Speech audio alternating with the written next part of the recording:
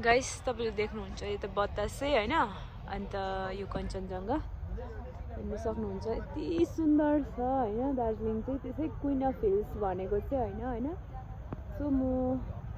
आज बतासे आएको छु यहाँ टुरिस्टहरु पनि धेरै हुन्छ अन्त यहाँनिर तपाईले आफ्नो कल्चरको ड्रेसहरु लाएर पनि फोटो खिच्न सक्नुहुन्छ अन्त यो फुलहरु हेर्न सक्नुहुन्छ कति क्यूट क्यूट फुलहरु हैन यति पीस प्लेस छ अब तपाईहरुलाई के भन्नु हैन यति सुन्दर देख्छ यहाँबाट चाहिँ तपाईहरु सोच्न पनि सक्नु हुँदैन होला जति मैले यो भिडियोमा देखाएको छु नि यो केही हैन यो जुन तपाईले रियलमा तपाईले फिल गर्नुहुन्छ रियलमा तपाईले देख्नुहुन्छ तपाई छक्कै पर्नुहुन्छ हैन यो चाहिँ हाम्रो अनि यहाँनिर हाम्रो जुन देशको शहीद हाम्रो हिरो देशको रक्षकहरु जो हुनुहुन्छ उहाँहरुको जो शहीद हुनुहुन्छ उहाँहरुको नाम चाहिँ यहाँनिर राखिदिनुहुन्छ हैन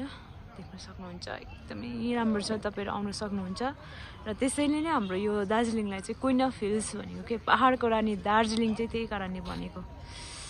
यति सुन्दर छ तपाईलाई म ट्रेन पनि देखाइदिन्थे हैन ट्रेन चाहिँ म एन्ट्री हुँदा हुँदै छिटो गयो हैन फिलहालमा हामी त अब यताकै लोकल हो हामीलाई त फिस पनि लाग्दैन एन्ट्री टिकट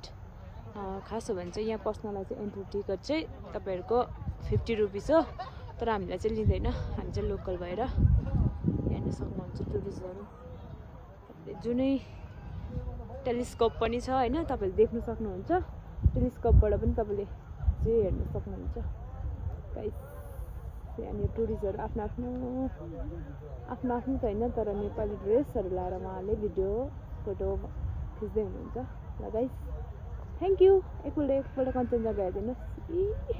कञ्चनजंघा हामी चाहिँ कञ्चनजंघाको काखमा छ अरे नि त गाइस थ्यांक यू